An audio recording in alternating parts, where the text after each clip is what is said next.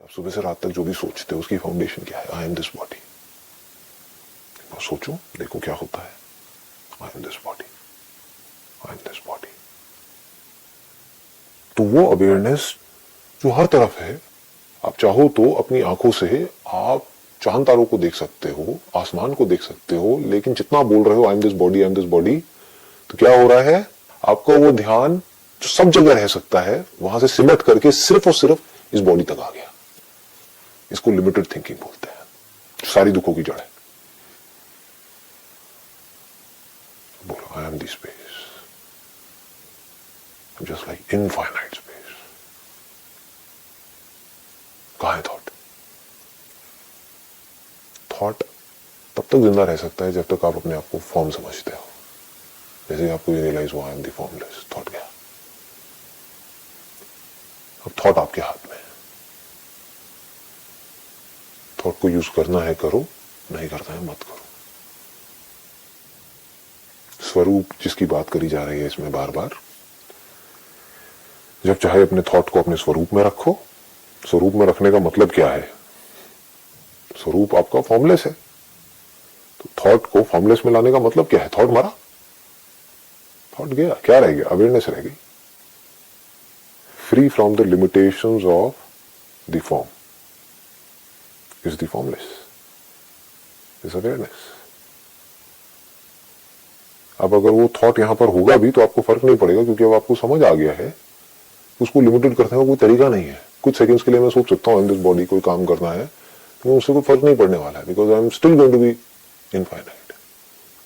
कुछ देर के लिए मैं भिखारी की एक्टिंग कर सकता हूं, लेकिन उससे कोई फर्क नहीं पड़ने वाला है, मैं राजा ही हूं। और ये भी सिर्फ एग्जाम्पल्स है, don't get entangled in examples. Actually मैं ना राजा हूं ना भिखारी हूं, दोनों की लाइफ लाइन हो। नहीं तो फिर थॉट के लिए कोई ना कोई जगह बची रह जाती है। मैं राजा हूं, मैंने ये जान लिया है मैं राजा हूं। What do you mean by that? Raja कौन सा सुखी है? भिखारी से ज्यादा दुखी है। भिखारी का ध्यान रखने के लिए तो राजा है, राजा का ध्यान कौन रखेगा? तो बस इतना ही होता है। एक्चुअल में आप नहीं मरते हो, लेकिन थॉट के लेवल पे मरते रहते हो पल पल में। एक्चुअल में आप दुखी नहीं होते हो, थॉट के लेवल पे दुखी होते हो। ये क्या गड़बड़ हो रही है?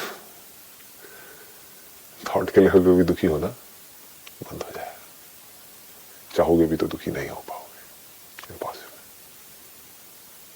कैसे होगे दुखी? तुम स्वरूपतः नित्य मुक्त ही हो। It is a very very big statement.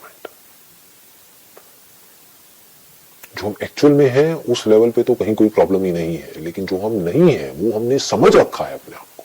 क्यों समझ रखा है? क्योंकि बचपन से हमारी अपब्रिंगिंग ऐसी हुई है, हमारे आसपास में पूरी दुनिया ऐसी है,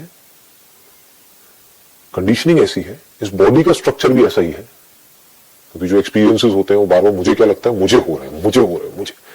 जो भी कुछ सुबह से रात तक हो रहा है वो उस मैं को पक्का कर रहा है, और सारे दुखों की जड़ वो मैं ही है। वो मैं जो इस बॉडी तक आकर के अटका हुआ है। मतलब ये कमजोर नहीं है।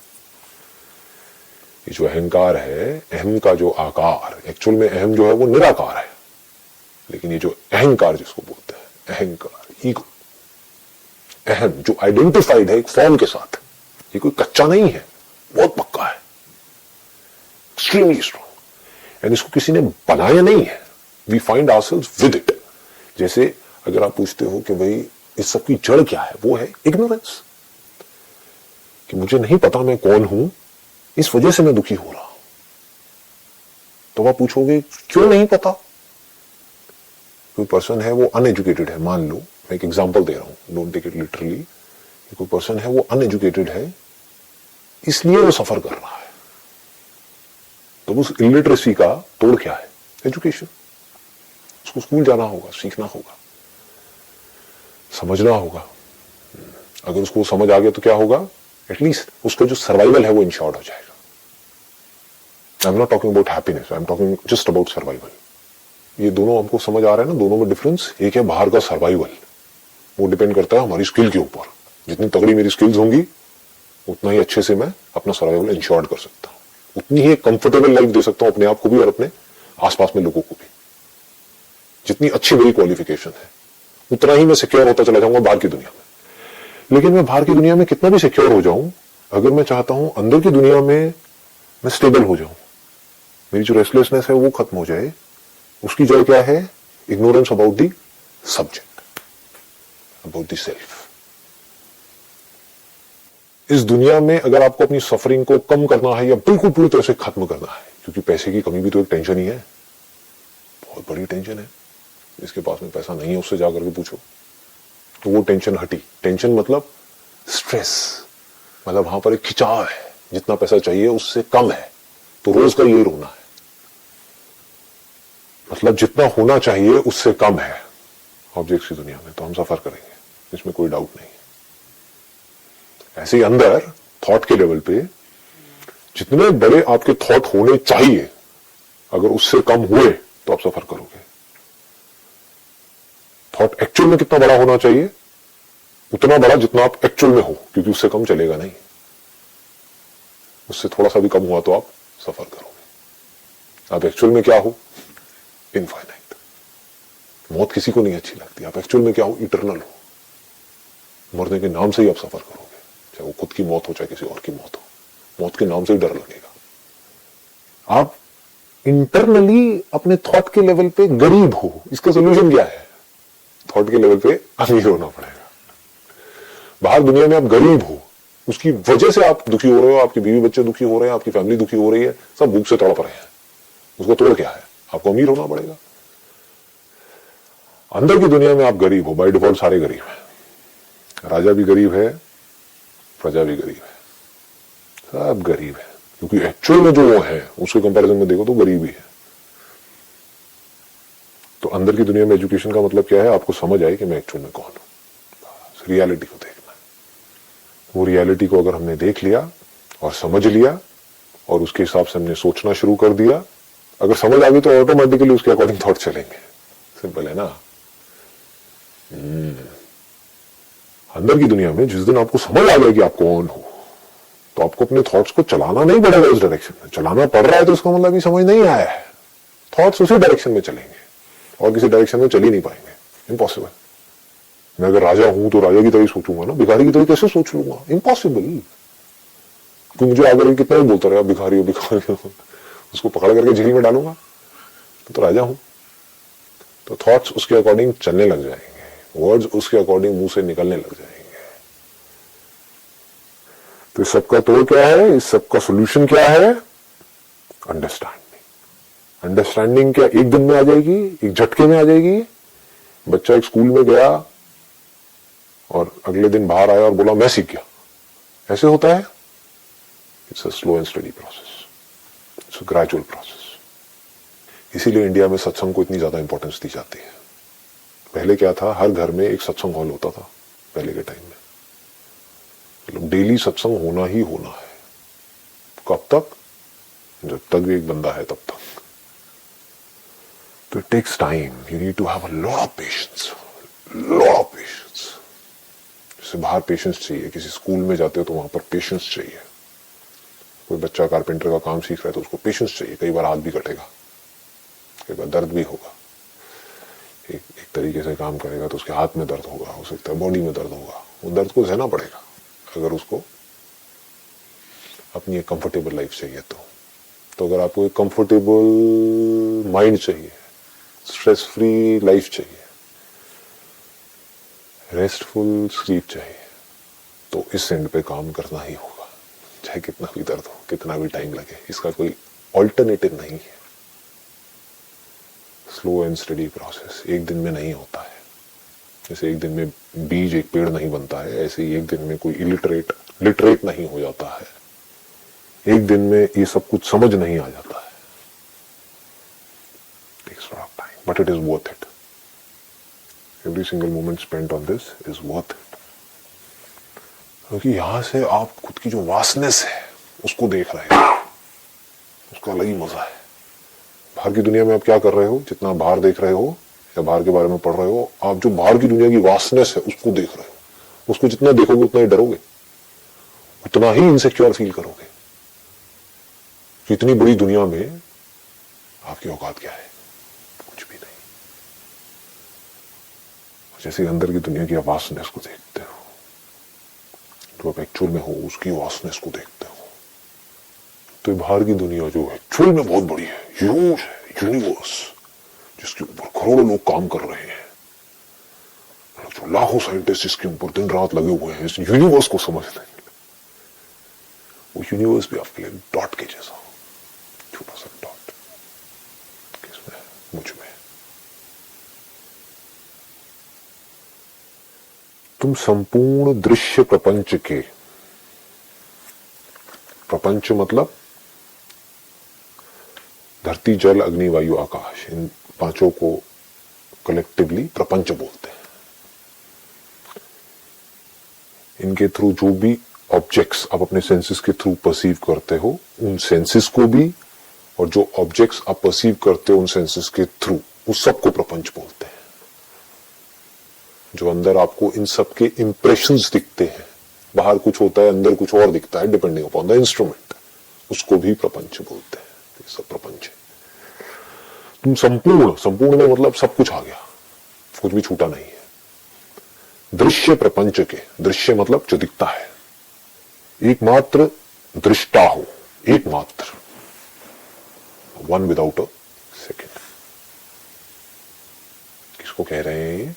अष्टावक्र कह रहे हैं राजा जनक को। कह तो उनको रहे हैं, लेकिन अल्टीमेटली आपको कह रहे हैं। कितनी बड़ी बात बोलती है।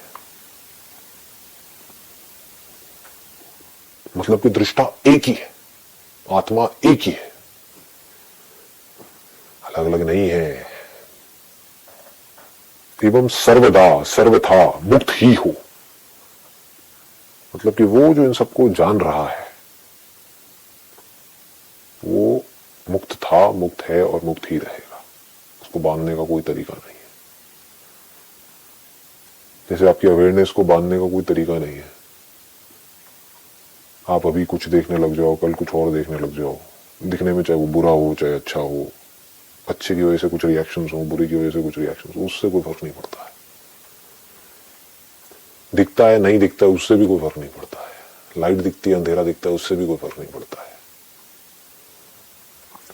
तुम्हारा बंधन यही है कि तुम दृष्टा को अपने से पृथक समझते हो, मतलब कि अपने से अलग समझते हो। बहुत बड़ी स्टेटमेंट है ये पूरे के पूरे अष्टावक्र गीता का एसेंस है। इसी को विवेक बोलते हैं। आत्मा अनात्मा विवेक, discrimination between the self and the non self. तो आप एकमात्र दृष्टा हो, मतलब कि इस सब को जानने वाला। अगर कोई जानने वाला ही नहीं है तो सुख दुख किसको होगा? सुख दुख होगा भी या नहीं होगा? इस दुनिया में सुख दुख नाम की चीज होगी या नहीं होगी? नहीं होगी अगर कोई जानने वाला नहीं है। कोई एक्सपीरियंस नहीं होगा। एक्सपीरियंस किसे होगा अगर कोई जानने वाला ही नहीं है? तो फीलिंग किसे होगी? और जब एक्सपीरियंस ही नहीं होगा, फीलिंग ही नहीं होगी, सुख दुख ही नहीं होगा, थॉट्स ही नहीं होंगे, तो प्रॉब्लम किसे होगी? तब तो कोई सेपरेशन है ही नहीं। जो भी कुछ हो रहा है इस पूरी की पूरी दुनिया में, वो सबका बेस क्या है अगर जानने वाला नहीं है? तो जिसको कॉन्शियसनेस बोलते हैं। लेकिन वेस्ट में लोगों ने क्या किया, कॉन्शियसनेस का भी एक कॉन्सेप्ट बना दिया है, एक आइडिया बना दिया है। They talk about consciousness, but they don't have any clue what this consciousness is all about. क्योंकि वो कॉन्शियसनेस को अपने आप से अलग समझ रहे हैं, उसको भी एक फिनोमिना समझ रहे हैं। वही समझ रहे हैं कॉन्शियसनेस भी बनती है और मिटती है। वही गलती कर रहे हैं जो पास्ट में अनगिनत लोगों ने करी है। वो कॉन्शियसनेस को मिक्स कर रहे हैं थॉट के साथ में। वो सोचते हैं कि कॉन्शियसनेस भी कंट्रोल होती है। तो इसको बड़े आराम से समझना होगा कि ये एरर है क्या। यही तो है ना, this is the root cause of all the errors. कि हम देखने वाला किसी और को समझते हैं। क्यों समझते हैं? क्योंकि सुबह से रात तक करते ही यही है। और कुछ करते हो क्या? और कुछ बोलते हो क्या? और कुछ सोचते हो क्या? ये जो मैं है, जो एक्चुअल में जानता है इस पूरे के पूरे फिनोमिना को, इस पूरी प्रोसेस को, जो एक्शन रिएक्शन दोनों से फ्री है, कॉज इफेक्ट दोनों से फ्री है, कॉजलेस है, इसका खुद का कोई कॉज नहीं है। लेकिन हम क्या गलती करते हैं? क्योंकि सब यही गलती कर रहे हैं। हम क्या बोलते हैं? जब भी हम बोलते हैं मैं मोटा हूं, मैं पतला हूं, बोलते हैं हम, तो ये मैं कहां पर है, कहां आ गया है मैं, बॉडी में आ गया। हमारी सारी कॉन्वर्सेशन सुबह से लेकर के रात तक, उसकी जो फाउंडेशन है, अगर उसको आप ध्यान से एनालाइज करोगे तो उसमें इंप्लाइड है, या तो उसमें मैं होता है या तू होता है, या ये होता है या वो होता है। ऑब्जेक्ट्स के बारे में हम कह सकते हैं ये और वो, लोगों के बारे में कह सकते हैं मैं और तू। तू मतलब वो जो मुझसे अलग है, सेपरेशन आ गया। मैं मतलब क्या, मैं ये हूं, आप मुझसे अलग हो। कभी हम क्वेश्चन करते ही नहीं है कि मैं है क्या। मुझे भूख लगी है, अब हम क्या कर रहे हैं, अब हमने कहा अपने आप को आइडेंटिफाई कर लिया है। पहले हमने आइडेंटिफाई किया था अपनी जो फिजिकल अपीयरेंस है, आउटर अपीयरेंस है, उससे। अब हमने कहा अपने आप को आइडेंटिफाई कर लिया अपने जो फिजियोलॉजिकल फंक्शंस है हमारी बॉडी के, उससे। मुझे भूख लगी है, मुझे प्यास लगी है, तो बॉडी को भूख लगी है ना, बॉडी को प्यास लगी है ना। फिर हम बोलते हैं कि मुझे बड़ा अच्छा फील हो रहा है, मैं बहुत खुश हूं। तो हमने अपने आप को किससे आइडेंटिफाई कर लिया है, एक फीलिंग से। वो फीलिंग पैदा हुई और वो फीलिंग मर गई। मोटापा पैदा हुआ, आज जो मोटा था कल पतला हो गया, तो मैं कौन हूं? क्या मैं वो हूं जो उस फीलिंग से जुड़ी हुई थी, या मैं जुड़ी ही नहीं, वो फीलिंग आई और गई। कितनी फीलिंग आती हैं, चली जाती हैं, लेकिन हम कभी इस इंक्वायरी को करते नहीं है। इसका मतलब क्या है, अगर इतनी सी बात हमको समझ आ जाए, ये सुखी होने की फीलिंग आई और गई, यानी कि पैदा हुई और मरी, लेकिन मैं ना पैदा हुई ना मैं मरी। अगर मैं ये कह रही हूं कि मैं खुश हो गई, तो ये अगर एरर नहीं है तो और क्या है, ये ना समझी नहीं है तो और क्या है। तो इसका मतलब क्या है कि दिस इज रियल एनलाइटनमेंट। इसको अगर आप ध्यान से समझ पाओ तो इससे बड़ी और कोई चीज हो नहीं सकती। इसका मतलब क्या है कि कोई भी फीलिंग आ जाए, कैसी भी, अच्छी से अच्छी और बुरी से बुरी, उसका मेरे होने पे और ना होने पे कोई फर्क नहीं पड़ता है। आने दो, देखते हैं कैसी फीलिंग आती है, देखते हैं किस लेवल की आती है। इस दुनिया में देखते हैं अच्छी से अच्छी फीलिंग क्या है, आने दो, I am open for it. इस दुनिया की बुरी से बुरी फीलिंग क्या है, देखते हैं, आने दो, I am open for it. तो यहां पर कंफ्यूजन कहां है, ये जो अष्टावक्र जी ने जो बात करी है, राजा जनक को जो कह रहे हैं, बड़ा बारीक कंफ्यूजन है। हम क्या सोचते हैं कि जिस वक्त में हम कुछ सोच रहे होते हैं, तीन ही लेवल्स हैं, कुछ सोच रहे होते हैं या कुछ फील कर रहे होते हैं या अपने सेंसेस के थ्रू कुछ परसीव कर रहे होते हैं, तब तो हम बोलते हैं कि हम है। अगर तीनों ही नहीं है तो, ये तीनों चीजें देखने में तो है, body, mind and intellect. Body से क्या जुड़ा हुआ है, ये सारी की सारी सेंसेशंस, किसी भी तरह की कोई भी सेंसेशंस आ रही है। माइंड से क्या जुड़ा हुआ है, फीलिंग्स एंड इमोशंस। इंटेलेक्ट से क्या जुड़े हुए हैं, थॉट्स, वर्ड्स। तो जब कोई सेंसेशन होती है, कोई फीलिंग होती है, कोई इमोशन होता है, कोई थॉट होता है, तब तो हमको लगता है कि मैं हूं। ये भी कहना गलत नहीं होगा, इसी को हम कहते हैं कि मैं हूं। बस मैं आपसे पूछूंगा आप क्या हो, मैं ना देख रही हूं, ये मैं हूं। अच्छा, अभी आप नहीं देख रहे, अभी आप सुन रहे हो, तो ये सुनने वाले आप हो, देखने वाले आप हो। यानी कि जब आप किसी ऑब्जेक्ट से जुड़ते हो, आपका ध्यान किसी ना किसी ऑब्जेक्ट से जुड़ता है, तब तो आपको लगता है कि मैं हूं। जब नहीं जुड़ता है तो आपको क्या लगता है कि मैं नहीं हूं।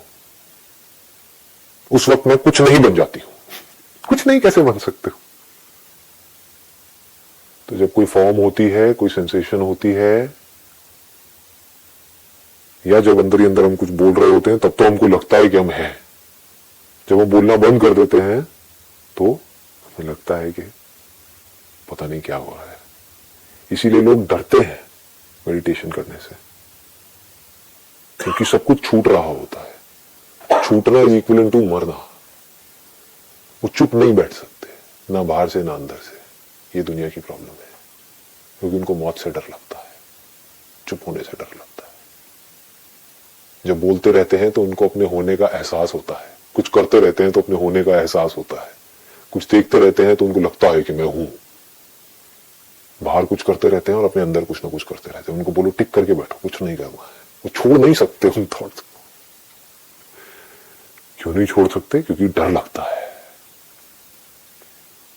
नोन में जिसको वो जानते हैं, वहां पर वो बड़ा कंफर्टेबल फील करते हैं, चाहे वो बुरा भी हो।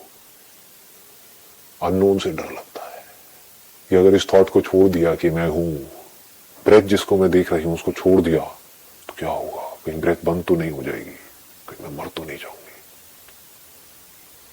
हमेशा हम कुछ न कुछ पकड़ करके रखते हैं। क्यों पकड़ करके रखते हैं? क्योंकि अगर ना पकड़े तो मैं ही क्या। अगर मैं किसी आदमी से पूछूं, आप अपनी मेमोरी को मत पकड़ो, अपनी परसेप्शंस को मत पकड़ो, किसी को मत पकड़ो, आप हो क्या, उसको पता ही नहीं है वो क्या है। इसको इग्नोरेंस बोलते हैं। अगर किसी को पता हो और अच्छे से समझ आ चुका हो मैं क्या हूं, तो उसके लिए थॉट्स का होना या ना होना एक जैसा है। फीलिंग्स का होना या ना होना एक जैसा है।